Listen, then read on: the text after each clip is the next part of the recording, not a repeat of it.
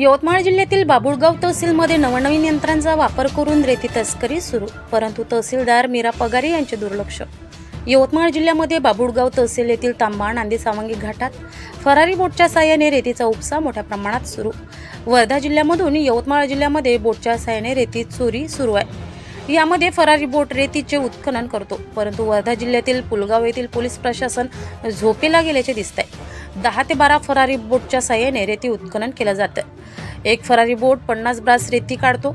10 ते 12 बोट 500 ते 700 ब्रास रेती नदीमधून बाहेर काढतो आणि ही रेती यवतमाळ बाबुळगाव येथे विकली जाते। कुठल्याही प्रकारे घाटाचे लिलाव नसताना या रेती माफियांना रेती चोरीचे अधिकार कोणी दिले? या रेती माफियांवर कारवाई का केली जात नाही? की बाबुळगाव तहसीलदार व पोलीस प्रशासन याचा पाठबळ तर नाही ना, असा प्रश्न निर्माण झालेला आहे। या रेती माफियांवर जिल्हाधिकारी डॉक्टर पंकज आशिया व पोलीस अधीक्षक कुमार चिंता या माफियांवर गांभीर्याने लक्ष देणार का, असा प्रश्न बाबुळगाव येथील नागरिक करतायत।